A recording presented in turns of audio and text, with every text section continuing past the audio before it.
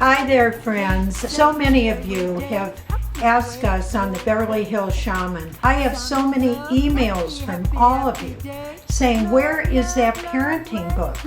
Where is it? How can I help my struggling student, my teen? What do I do? Things are rough. I'm too busy. All of those considerations we're here to answer, and I can't wait.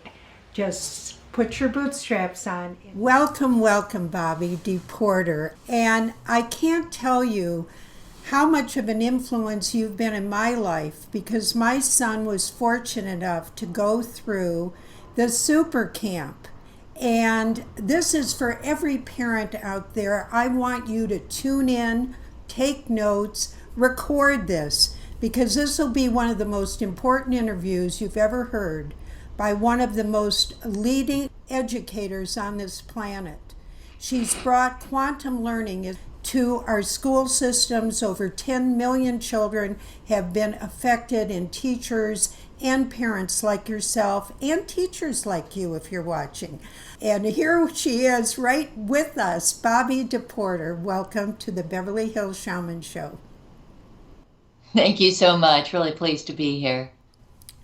You know, Bobbie, you've worked with kids around the world. Can you give us an idea how things have changed with children since you first started working with them? Well, the interesting thing is that mostly what we see is similarities. You know, we work here in the US and we work around the world. So our first international program was in 1990. We went to Moscow and Singapore, and we were so trying to be so aware of the different culture and, you know, how the program would fit with the students in such diverse cultures. And what stood out was just how kids are the same. So we look at from the beginning, obviously, I mean, the biggest thing is technology, and that students, I think, are stepping up to take more responsibility now. Wow, and you think it's this connection with technology, the internet, and But the main core of Super Camp, because it gets down into, you know, making shifts into yourself and self-knowledge, and people like to learn about themselves. So exactly. I What think, is Super Camp? well, Super Camp is a very engaging, high energy, 10-day residential program for youth, adolescents, 11. We have a middle school program, high school, and university age. But it's where they learn how to learn and learn about themselves and gain life skills. So it really is about empowering students to excel in life. And so many students tell us after the program, like, why didn't anybody tell me this before? Because it makes it such a big difference in their lives. I know it did in my son's. He was a great storyteller, but he couldn't write it down all the time. He was going for his college placement in English. And I said, you know, Byron, don't worry if you don't do 100%. You can take another class and catch up. And he said, okay, Mom, that sounds good. It was his grammar mainly that we were talking about. When we got the results about 2 weeks later, he scored extremely high on English. I said, Byron, how did you do that? He said, oh, Mom, all I did was use a couple of things I learned in Super Camp. He learned that 7 years before. Wow. So that's an amazing testimony, because I, as a mother, had tears in my eyes, and I said, why didn't I send him there every year? You know, we didn't know. And you also speak about the 8 keys of excellence. What are those, and how do they influence the student? Well, the 8 keys of excellence are principles to live by, and it's something that students embrace, and it creates a core inside them and creates who they are and is reflected in their behavior and actions. So the first key is integrity, and it's about matching your behaviors with your actions, and that creates congruency. So it gets back to really knowing what you value and then looking to see what your behaviors are. And when they are aligned, you're in integrity. You can feel it, sense it, and other people can trust you when you're in integrity. The next is failure leads to success. And it's about a shift in how you think, because when you told your story about Byron, it's when you struggle in one area, you had mentioned grammar, it's like, why is that other student doing well and I'm not? But when you look at where you are failing, when you look at it as what happened? What do I learn? What can I do differently next time? What can I do? It's forward thinking. And that creates that sense of that I'm in power, that I look at mistakes as, wow, this is on my path to success and this is how I grow. So the next one is speak with good purpose. It's speaking honestly and kindly and knowing the power of our words, not only our words to other people, but just as important is our self-talk, and how we talk to ourselves has a big impact on us. And then it's this is it. It's having a positive attitude and looking at each moment and making the most of every moment. So those are the first four of the 8 keys of excellence. Wow. And I know that that the teaching is very interactive. The children move and they have signals and they're engaged, and you see kids alive. There weren't any like kids sitting in the corner. They were participating. And Yes. what is it that in school, when they teach just to verbal linguistic, just to the kids who can memorize and spew out tests, how is teaching to a test harming Well, our one is taking students? responsibility for your learning. So it's not just about the test results, but our goal is to make engaged lifelong learners where they get excited about learning. So our other keys fit into this as well, because one of our key is ownership. It's take responsibility.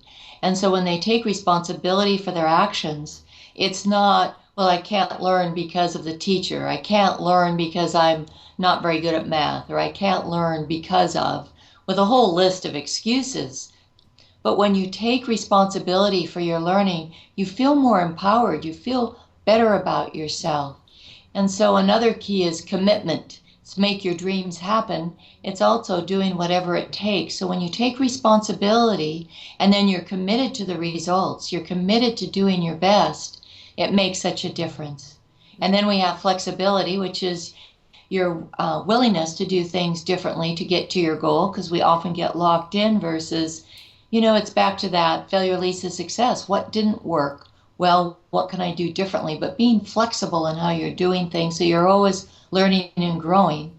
And the last key being balance. It's live your best life. And knowing that inner happiness and fulfillment comes, when we focus what's on meaningful and important in our life. So with all of that, it comes together in being responsible, really knowing who you are and what you stand for, and then getting excited about learning and learning for learning's sake. And the end result, you'll probably do better on that test. Right. Oh, wow. And the parents, those of you out there are saying, "Oh, what am I supposed to do? How can I help my child learn better?" What would you recommend, Bobbie? Well, first of all, is focus in on that key of failure leads to success, because so many students think they're the failure, not the system or how they're being taught. They start internalizing it and having those conversations. And another is about letting go of fear, because that students are often worried about what other people think. If they feel like they're not as bright as another student, if they're not doing well, they internalize it. We have something that we call FIMAGE, which is fear of image, but just having those conversations and using those terms. When students learn about the 8 keys of excellence and who they know who they are, they feel good about themselves and what they stand for.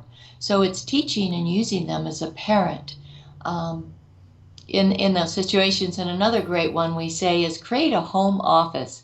You give great importance to your job, your desk at work, and often students go home and they just have to find a place on the kitchen table, or it's not given respect and importance for who they are and their work of doing their homework in school. And a parent can involve their kids. It's like, look at their personality. Whatever your child's personality is, if they're very visual, keep spaces and have them put what they're studying on big charts up on the walls in color. And if they're kinesthetic, let them, have experiences or room to walk around, or music playing, or a place where they can talk and feedback. Well, most kids are up on technology where they can do that for themselves. But kids often don't think of this. That's what we find time and time and time again. We can be teaching students this and they hear it in a different way, and it kind of comes together for them. Like, I said that, but again and again and again, what we hear, why didn't someone tell me this? How do I approach my studying? How do I set up my space? And it goes on and on from there of how do I walk into my classroom? How do I talk to my teacher? So all those things, parents can play a significant role by getting into conversation with their children, and having those conversations, and listen a lot and ask them for what they think. Ah, yes. And the old didactic form of parenting, do as I say, not as I do. I mean, kids are too aware today.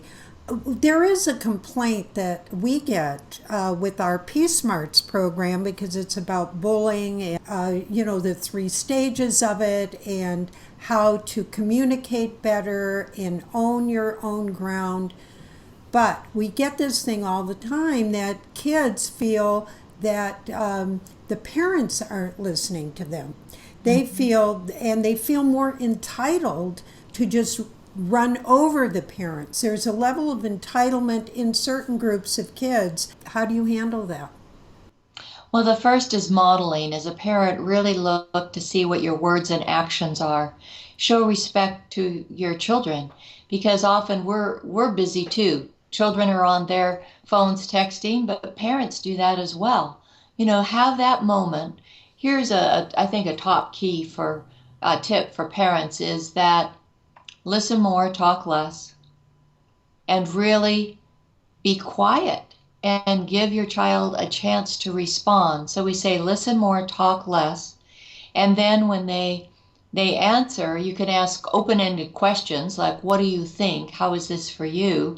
Then stop and listen, and if they say something and it's very short, which often happens, it's just a quick answer, is to again be quiet and say, tell me more. And again, stop and listen, because you'll hear what they're saying. And when a child really gets that you are interested, that you're giving them the time and space to speak, and that you don't just come back with your advice, this is how I handled it or something. Just, listen and say, wow, that's really interesting. Or, wow, that must have really affected how you felt. Coming back with putting the spotlight on the child, and not with all your infinite wisdom that we are so ready to impart on our kids. If we just hold back and listen and just really give them space to share with us and show that interest. That is so important. That's a wonderful, wonderful point.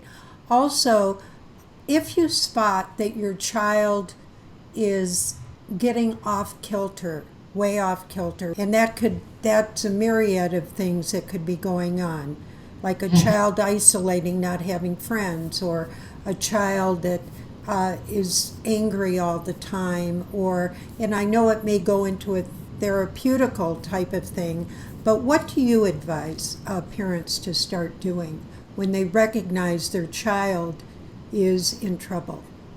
Yes.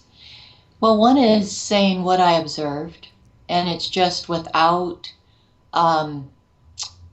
opinion, just I've observed this, without kind of a tone in your voice like it's not right, but just I've observed this, and can you tell me more?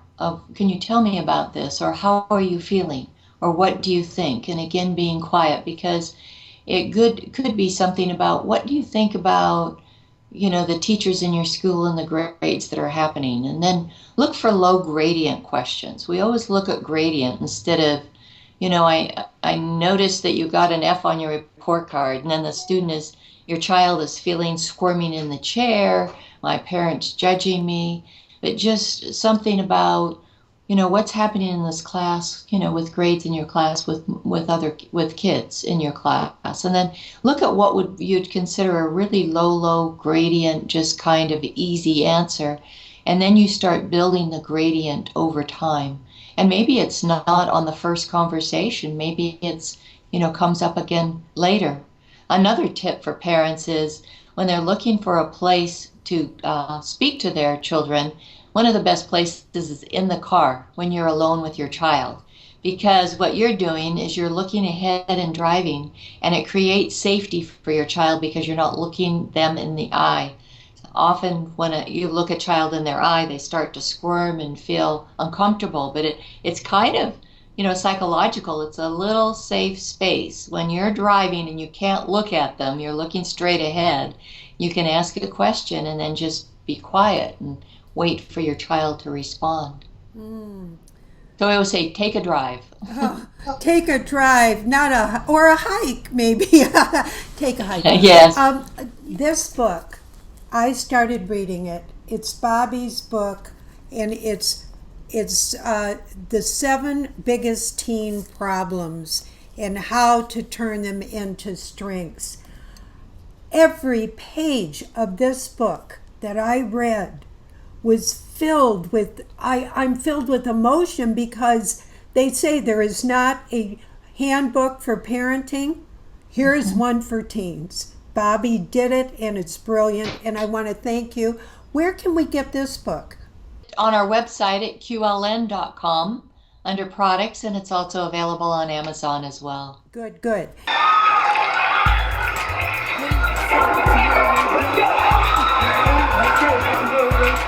Sun is up, happy day. Love, way.